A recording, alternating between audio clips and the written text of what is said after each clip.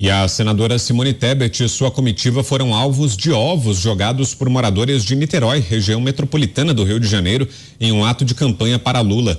A parlamentar realizava caminhada na Avenida Amaral Peixoto quando moradores de um prédio jogaram ovos e água em direção aos petistas.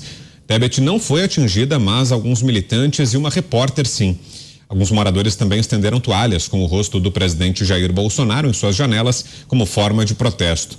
A senadora estava acompanhada do prefeito da cidade, Axel Grael, da deputada Benedita da Silva e do deputado Alessandro Molon. Em seu discurso, Tebet pediu votos para Lula, voltou a atacar Bolsonaro, afirmando que em 30 de outubro os eleitores colocarão o chefe do executivo no lixo da história. Pavinato. Olha, o que a gente vai comentar de hoje? Isso me lembrou de 2007, quando a Narcisa Taborindeg jogava ovo do apartamento dela lá no Chopin.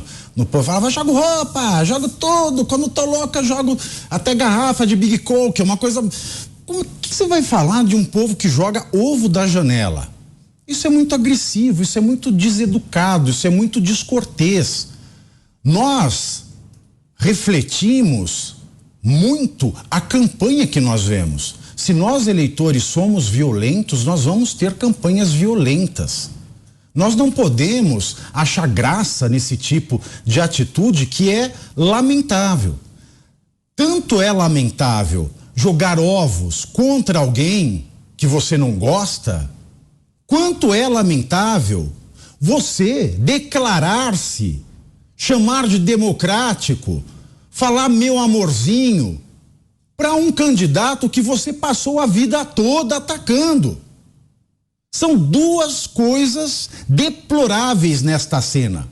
De um lado, o eleitor que joga ovos de casa numa mulher porque não gostam da posição que ela tomou politicamente neste segundo turno das eleições presidenciais, e o outro posicionamento deplorável é da candidata que passou a vida toda junto com o vice do candidato, junto com tantos outros que agora estão dizendo que esse candidato do Partido dos Trabalhadores vai salvar a democracia.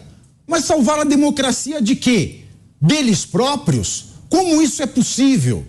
O que nós vamos pensar?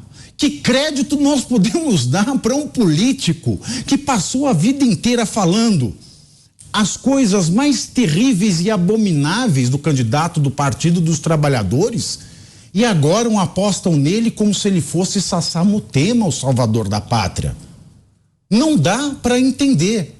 Se de um lado um político de palavra não vai fazer pacto com aquele que até ontem ele chamava de diabo, um eleitor também não está credenciado para jogar ovo, por mais deplorável que tenha sido essa guinada de opinião.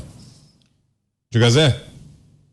Eu já disse aqui que eu respeito a Simone Tebet e até acho que deveria ser assim pelo ato de coragem de decidir, ao contrário da vice dela, Mara Gabrilli, que, pelo menos publicamente, ela não declara voto, nem no presidente Jair Bolsonaro, que seria o lógico, já que ela diz que Lula é capeta, ou no próprio ex-presidente Lula, né? Simone Tebet assume e assume também a responsabilidade de ir para um candidato impopular, né? A vida é assim, tem bônus e ônus. Repito, que nós estamos num momento político que nenhum político, né, pode se dar ao luxo de omitir diante de uma situação assim. Nós estamos aí prestes a decidir sobre o futuro do país, sobre o que queremos daqui a 40 anos, 50 anos. Hoje a Venezuela chora o que lá atrás os pais e os avós decidiram com relação ao Maduro. Acharam bonitinho, colocaram um vermelho de boina com a estrela no poder, que pegou o país muito bem porque exportava petróleo e tinha economia boa, e deu no que deu. Então, esta é a realidade de hoje. Então, eu admiro a coragem dela. É claro que não incentivo nenhum tipo de agressão desta forma. Existem outras maneiras de dizer o que pensa e de se expressar politicamente, em vez de ovos. Mota. Essa história de jogar ovos e tomates em político não é coisa nova, né? Isso acontece até mesmo em outros países. os políticos têm que estar preparados para as reações da população. Há um limite para a paciência e para a indignação, até mesmo do eleitor mais indiferente.